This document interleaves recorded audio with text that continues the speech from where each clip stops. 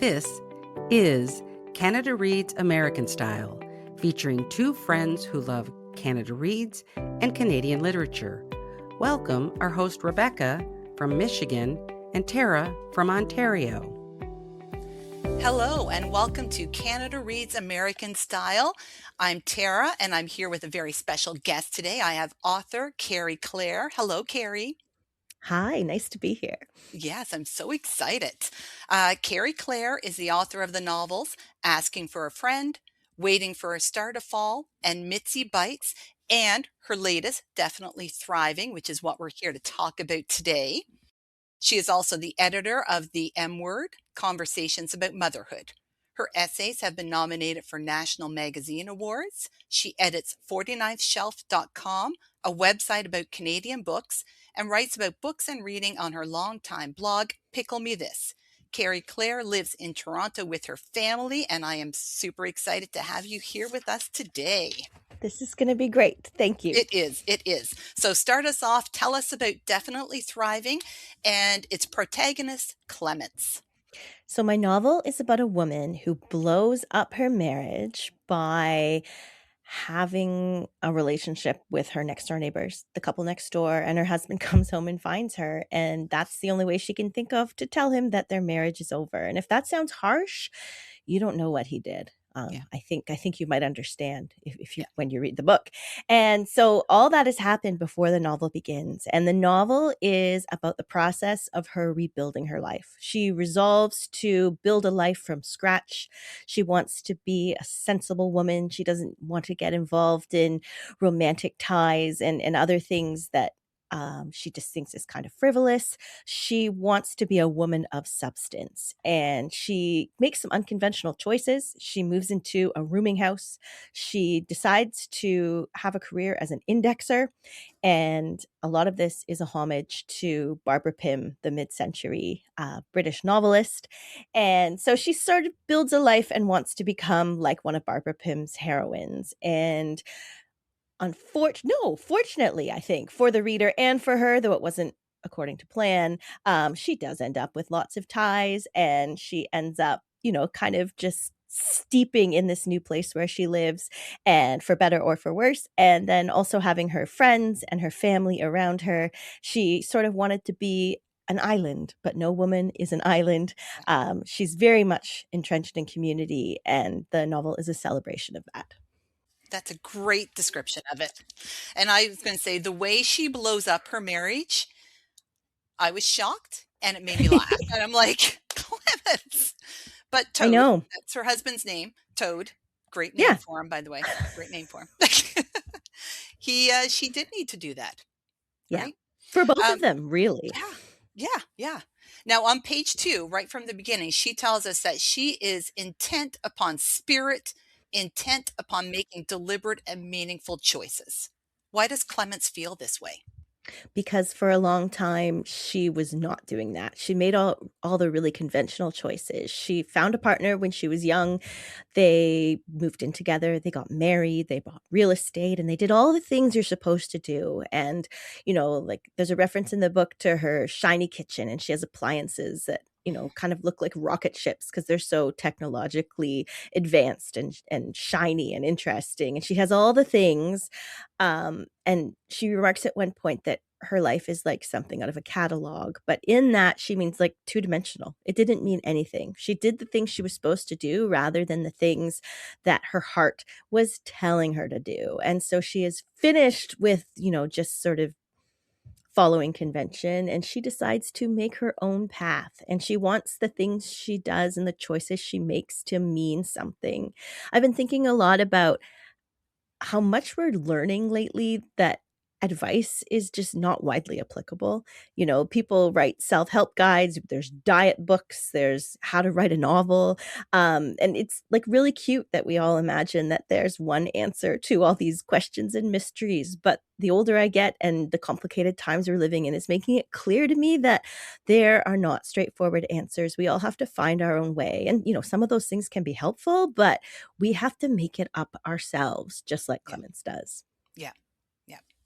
So one of Clemence's joys in her new home is like she's finds furniture. Like, I love that she's putting this together piece by piece, like, literally her life and her home is coming together piece by piece, from Yeah. pieces even that she finds on the sidewalk, which I've done myself, like, I still have a piece downstairs that I was have a lot of furniture in my house that I found on the street as yeah, well. There's yeah. good stuff out there. There is really good stuff. But she is repopulating her library with books that, quote, from women who intuitively knew the value of themselves and their stories. And you've already mentioned Barbara Pym, and throughout Mhm. the book, like you have, you could write a list of all the books and authors and just go from there and have like some really good reading material for the next probably couple years, right? So Yep. I would love for you to talk about those women writers and especially Barbara Pym and their importance to you as a writer. I've always, as a novelist, used the materials I have close at hand, and in this novel, I think maybe less definitely less than before. This is the least biographical thing I have ever written fiction-wise, but I think that authors and books are such a part of my DNA. When I look around, they're piled all over my house, and I think my writing is informed by my reading so much. I know that there are writers who are otherwise, who can't read while they're writing, but reading makes me wanna write. So, everything I write has been underlined by the works of others. But, this one, I was very conspicuous about it, and I love bookish books, and so I wanted to write it. There's a bookshop in my book, and it's very much concerned with books by women. Books by women are my favorite books. Men have written some good books too, but they've been celebrated a lot, and so I've decided, like, that I don't need to go for that. I can concentrate with on what I really enjoy, and it's books by women, all kinds of books by women, maybe the quieter ones more, books that maybe seem a little bit plotless, but they're subtle, and underneath it, I think is I was talking about advice books, but I think there's essential guidance for how to be a human, underlining a lot of these stories. So Barbara Pym is one. Another one is Laurie Colwin, the American writer who is like Barbara Pym in certain ways. She's very different in others. They wrote in different times, but they both wrote about like really unconventional romantic arrangements. In Laurie Colwin's books, like adultery abounds, and my judgy sensibility is it perks up, but, she just shows that, like, life and love and family is complicated, and I brought a little bit of that to the story. Mhm. She also just writes with real warmth, so Laurie Colwin, definitely. I don't know if I mentioned Katherine Heiny in this novel, but this novel would not exist without Katherine Heiny. I love her books. Have you read her before? No, no, I'm writing her down though. Her first novel was called Standard Deviation, her second is Early Morning Riser, and then she also just published 2 incredible short story collections. The first one's called Single Carefree Mellow Games and Rituals is her latest, and her writing is so interesting. Her characters are off the wall. She manages to be hilarious, but really poignant at the exact same time, and when I read her books, I had my mind blown with just this idea of what was possible in fiction, and like not in wildly unconventional plots or anything. Hers are also kind of quiet books, but Yep, crazy stuff happens, like in the way that when you're talking to your best friend and the topics that might come up that I won't mention here yeah, because, like this is a clean podcast, but like just wild things come into ordinary conversation. And it was from her that I got the idea that like a character could be named Toad. He just could be. And like he doesn't get remarked on. His real name's Todd in the book, mhm, and this guy's definitely a Todd, but he just gets called Toad. yeah, And Katherine Heine's books made me realize that like anything was possible. You can open a door and who like there could be someone named Toad behind it. And once I realized there was that possibility in fiction rather than sort of being very constrained by ordinariness, it made the book so much more interesting. And you've referenced, I think, the surprise of the marriage. Like she made that possible to me. And so Katherine Heine, definitely. And then just like I love British women writers. I love Penelope Lively, all the Penelopes, Penelope Fitzgerald. So yeah, it was really fun to have Clemence populate her shelf and just have all my favorite, writers get placed there. She reads Toni Morrison. Um, there's a reference to a library that doesn't have, I'm going to be vague, but it doesn't have any male writers in it. And there's a comment about how much fun it is to go and find Anne Patchett on the shelf without having to go by Norman Mailer. Like, it just isn't contaminated by that sort of thing. And so, yes, just the bookish references were a delight. Yep. And I hope that readers like it too. Well, I love them. I loved them. I thought it was fantastic. Um, Wonderful. and now that we've talked about her populating her library. What I also loved about your book is that you populated it with the secondary characters that surround Clements are amazing. And one Thank of you. I my, love them yeah, too. I love them. I love Crampton, Miss Crampton. She is fantastic. Were they just, again, like the same way, like you're just like anything is possible, so these characters just came to you? Definitely. I think it was, well, Crampton is a little bit of like an archetype from, like, she looks like a woman from a Barbara Pym novel. Mm, She is wearing tweed, and yeah. she's like in her 70s, and Clement sees her and has an idea of who this is based upon her own ideas, but she turns out to be wrong because Crampton is a human being, and human beings are complicated. And she's a prickly person, and there are a lot of prickly people in this book. There's a lot of friction Mhm. in the engagement between the characters in the book, and not there's not a gunfight, like, it's not giant Yeah. friction, but it's subtle, and it's the sort of thing I think all of us experience when we're in community. So yes, the creating, I think definitely it was the idea of things being possible with characters who are just a little bit off the wall, which is what the world is like. Like, I know Yeah. this one person, and her remarkable trait to me is that she's the most normal person I've ever met. She's so steady. She's Yeah. like always has a first aid kit in her bag. Oh, Actually, now that I'm talking about her, now I'm making her a character, but like, I'm like, she's great. yeah. But yes, people are strange, and the novel definitely embraces that. Yeah, I loved it. Okay, now at the same time that I was reading your book, I was also reading the newest book by Kasia Van Schaik. It's called Nonfiction. It's Women Among Monuments, Solitude, Permission, and the Pursuit of Female Genius. I'm throwing it out there because, yeah, go ahead. All the smart people I know are raving about this book. I don't quite understand what it's about, but it's definitely on my radar. It's Okay. so please talk about it a Okay, little bit. I'll just throw it because again, I love like when you get book synchronicity when you're or serendip Yeah. whatever, like when you're like, oh my God, these two books are like that I'm reading at the same time. Just like how did this happen? So my podcasting partner Rebecca actually interviewed Kasia for about this book, and I think it might be available now. I haven't listened to it. I think it just dropped like a couple of days ago. It is just like overall, it is the absence of female artists in space. Oh, Like, she's, wow. yeah. So she starts it off like where there's, I can't remember this town in Italy, I believe, that literally have all these statues and monuments to all these male artists through for centuries. And the town is trying to get one statue built for a female artist, and just they can't. Like that's where it begins, and it's just about the absence of female artists in our culture and in physical space, mental space, the whole thing. It Oh, is, wow. yeah, it is fantastic, and it's also like part memoir, how she mixes like her life and her experience as a student and a writer and doing her PhD into all of it. It's fantastic. All right. I'm gonna buy a copy this Yeah, weekend it's because I was really thinking good. about it anyway, so Yeah. you've made it happen.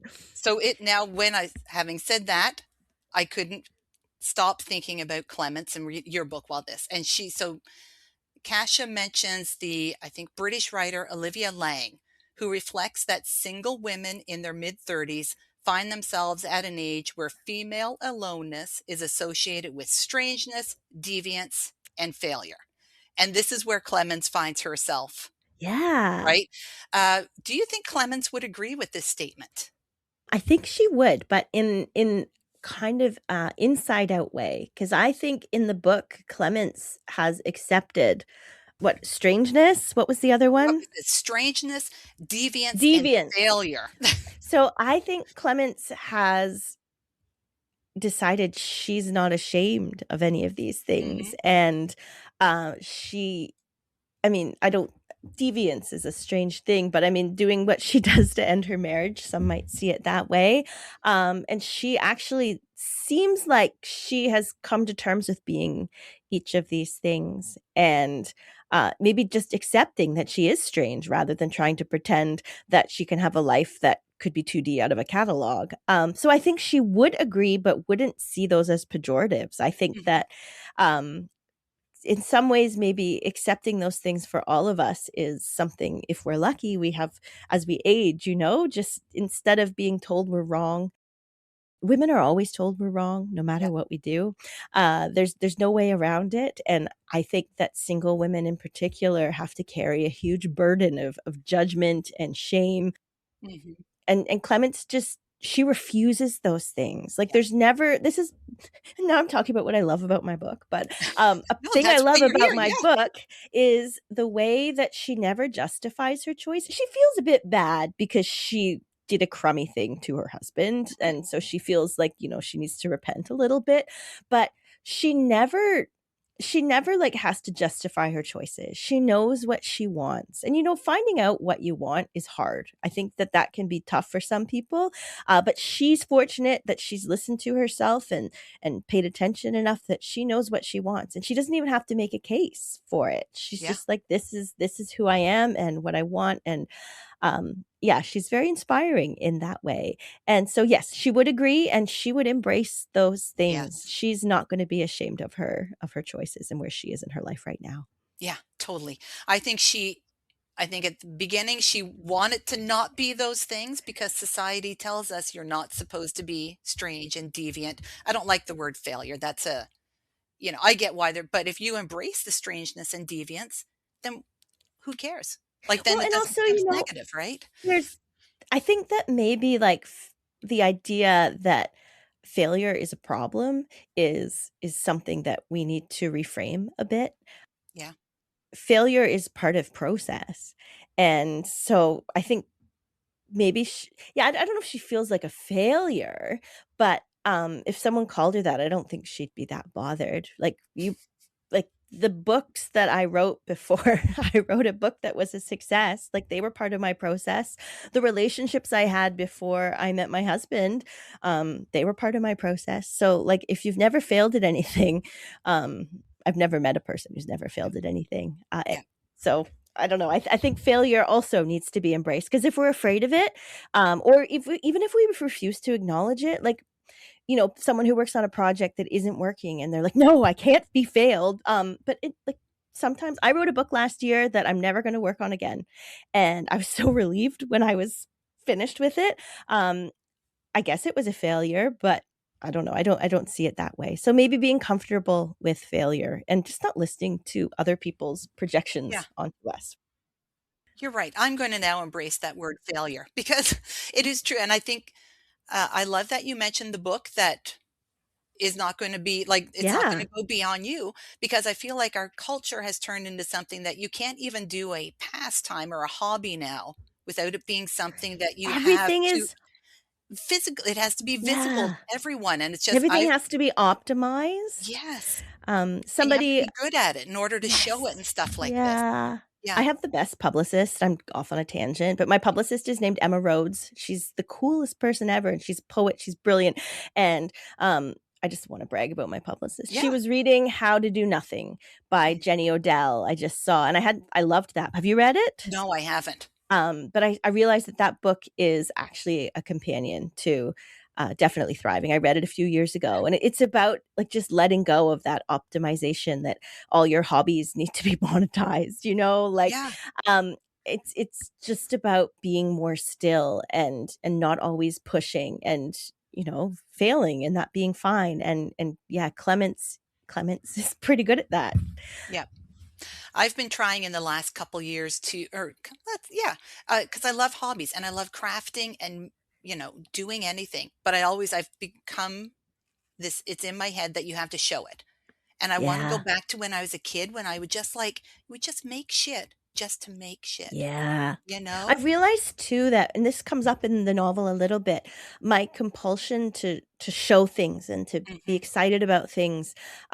There's some, like, I think there's an element of generosity in it. Like when you've made a thing, you want to share it with Yeah, people, and that's good. But I've also realized that that it's a way of like avoiding, like if I'm feeling really good or excited about something, like if I keep it to myself, like, I get to hold it, and I think sometimes we get uncomfortable holding bad feelings, but even yeah, good ones a little bit, like, yeah, maybe just sit with the accomplishment of making something and not have to proclaim it. Because Clemence rejects social media in the book. She just yeah, gets sick of getting validation from that, and she wants to find something in herself, that will be a little more affirming, and so I think that's interesting, and yeah, yeah. I joined a singing group and no Nice. one is in that to network or get anywhere, right? Like it's Yep, just it's being present in the moment like you're yep, crafting, and that's yeah, beautiful. very cool. Okay, I wanna go to the dedication, the first thing you read when you open the book. This novel is dedicated to the people in my neighborhood.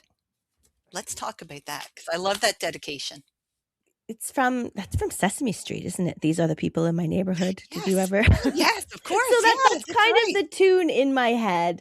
The novel is not set in my neighborhood. The novel is set in Toronto's Roncesvalles neighborhood, where I don't live. Sometimes I wish I did because they have a thriving general interest bookstore, and we do not any longer where I live. So Roncesvalles was just a really great place to set the book because it's almost like a little village in the Mhm, city. And the book has it's the same. There's a library on one corner, a church across the street, and then like a row of independent businesses. And that's pretty rare these days. And so I set it in that neighborhood because it was just an ideal setting. But the spirit behind it was definitely inspired by my own neighborhood and the people in it and notions of community that I've been thinking about and working through in the last 5 or 10 years, especially in the pandemic when we were all locked in our houses. And that's when I started writing the book.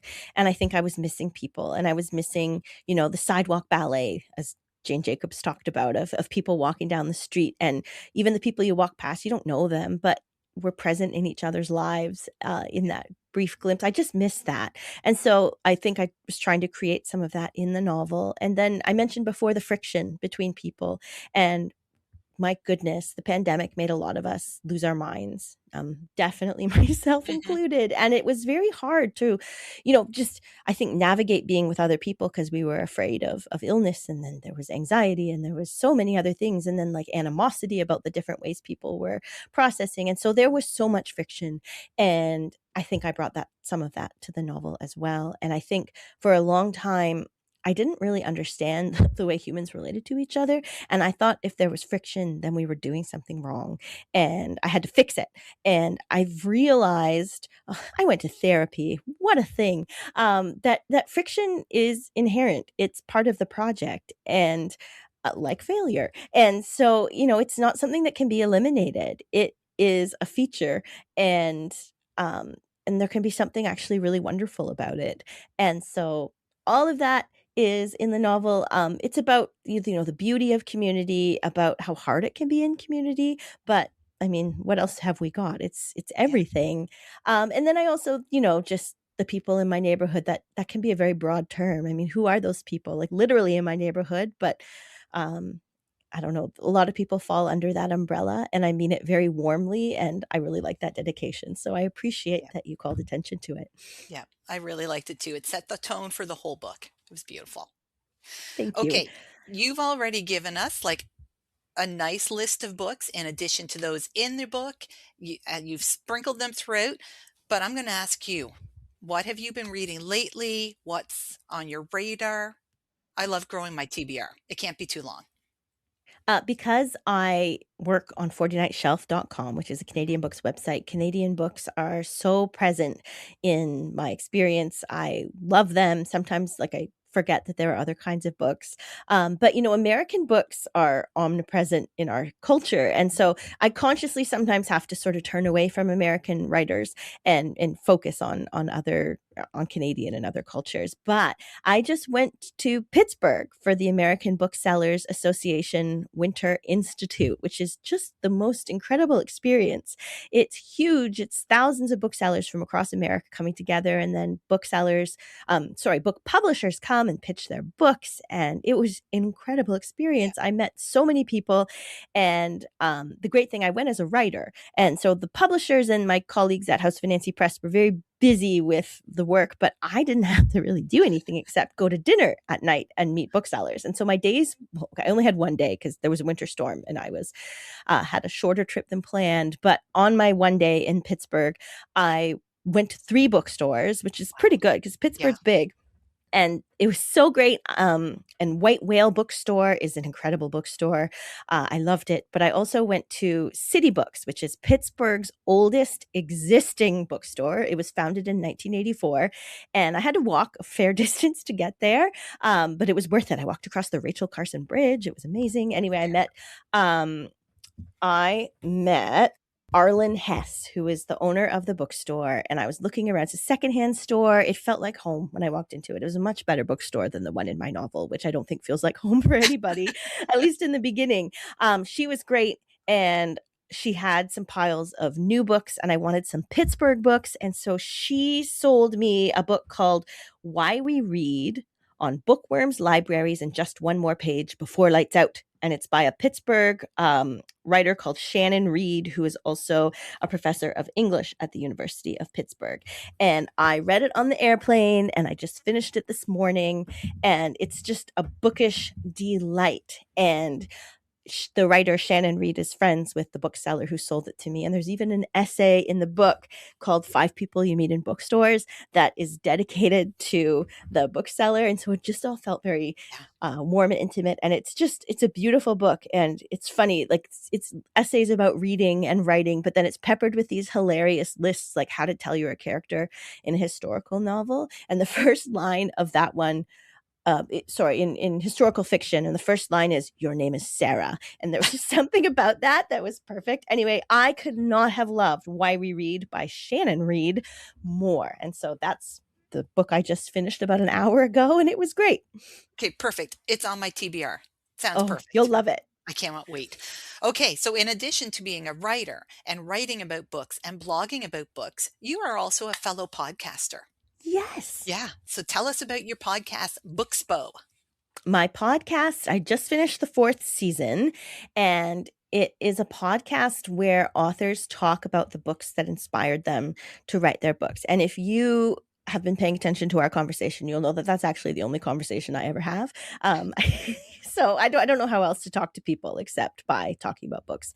And it's been really nice because sometimes as an author, it can be overwhelming to just talk about my own book. And so for an author to be able to talk about another writer, I mean, it's community based. It sort of sets their own book in a literary context, and it's super interesting. And so the last episode of season 4 is with Shani Mutu, who talks about her novel Starry Starry Night, and she is the most incredible thinker. I felt so grateful to speak to her. I was a little nervous about it because she's so smart. And her mind works so differently than mine. And so it was just fascinating to listen to her answers to my questions because I did not expect any of them to go that way. Plus she has parrots, and the parrots were in the background, and I'd never had parrots on my podcast before. So anyway, it's been a really fun experience, and I think I will keep doing it. I keep thinking, like, how can I make money from this? Do you know how to make money from podcasts? No, Have you we're figured not it? making Yeah. money from it, no. No, me neither. So I operate at my own schedule, and I'll do it when it makes sense for me, but people really enjoy it. And you know what? Like, we've talked about decreasing book review space. This goes on, in our culture all the time, and it's a little bit bleak, but I think that finding these new avenues to get people excited about books, there's a lot of possibility there. And I mean, talking to you right now has been so much fun. And I think that there are some reasons to be hopeful. Yeah, I agree. It's a great premise for a book podcast as well. When you started Thank it, you. I'm like, that's a great premise. I'm like, yeah, it's really cool. Thank you. And you're right. The more space, because it's So we're good friends with Holly Gaddery of River Mhm. Street Rights, who does the same thing. She's like you being just trying to superhero for Canadian books.